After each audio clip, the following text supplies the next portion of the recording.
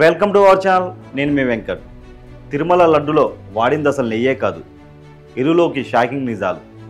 తిరుమల తిరుపతి దేవస్థానం లడ్డు తయారీ వినియోగించే నెయ్యిలో కల్తీ జరిగిందన్న ఇష్యూ దేశవ్యాప్తంగా సంచలనం సృష్టించిన విషయం మనందరికీ తెలిసిందే. అయితే ఈ కేసులో ఇప్పుడు షాకింగ్ విషయం వెలుగులోకి వచ్చింది. అత్యంత పవిత్రమైన శ్రీహరి లడ్డు ప్రసాదం కోసం వైసీపీ హయాంలో సరఫరా చేసిన కల్తీ నెయ్యి కాదు, అసలు నెయ్యే కాదని తేలింది. ఇదే విషయాన్ని సుప్రీంకోర్టు నియమించిన సిబిఐ కోర్టుకు తెలిపింది. కెమికల్స్తో నెయ్యిలా కనిపించే మిశ్రమాన్ని తయారు చేసి బోలేబాబా డైరీ వాటిని వైష్ణవి ఏఆర్ డైరీల పేరుతో టీటీడీకి సరఫరా చేసిందని సిబిఐ స్పష్టం చేసింది.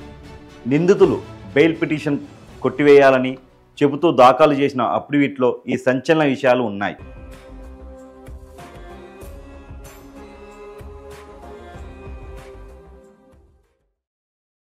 నిజానికి బోలేబాబా డైరీకి పాలు, నెయ్యి ఉత్పత్తి చేసే వ్యవస్థ లేవని స్పష్టం చేసింది సిబిఐ. తమ నుంచి పాలు సేకరించలేదని రైతులే చెప్పారంది. బోలేబాబా డైరీ కేవలం పామాయిలు, రసాయనాలు, ఏదైతే ముడి పదార్థాలతో కల్తీ నెయ్యి తయారు చేసి ఏఆర్ డైరీ, వైష్ణవి డైరీ ద్వారా టీటీడీకి సరఫరా చేసినట్లు తమ విచారణలో తేలిందని పేర్కొంది సిట్. ముందుగా రచించిన ప్రణాళిక ప్రకారమే ఏఆర్ డైరీ, వైష్ణవి డైరీ ముందు పెట్టి బోలేబాబా డైరీని వ్యవహారాన్ని నడిపింది.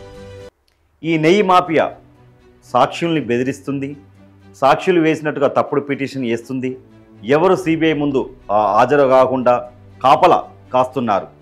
ఈ కేసులో సాక్షిగా ఉన్న సంజీవ్ జైన్ తిరుపతి ఎయిర్ ఫోర్స్లో దిగితే అతన్ని కిడ్నాప్ చేసి చెన్నై తీసుకెళ్లి ఢిల్లీ ఫ్లైట్ ఎక్కించారంట.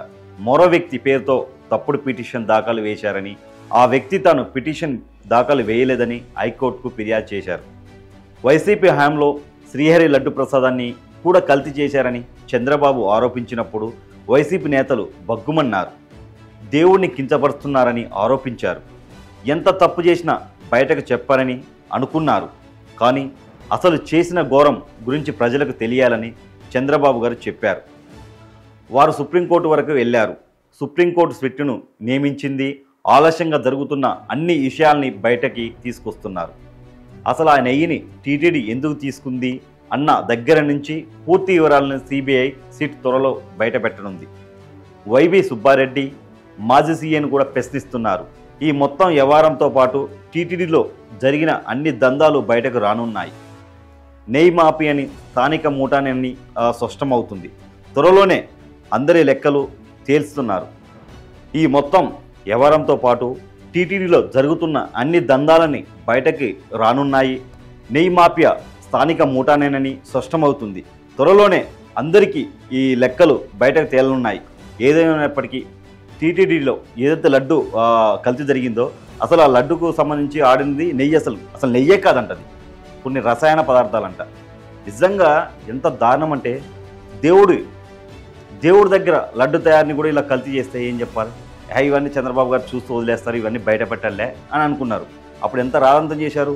ఓ చంద్రబాబు గారు అలా చేస్తున్నారు, ఇలా చేస్తున్నారు, పవన్ కళ్యాణ్ గారు సనాతన ధర్మం అన్నారు, అట్లన్నారు, ఇట్లన్నారు, చాలా మాట్లాడారు. మరి ఇప్పుడు ఇవన్నీ నిజాలు బయటకు వస్తున్నాయి. ఇంకా ముందు చాలా నిజాలు బయటకు వచ్చే ఉంది.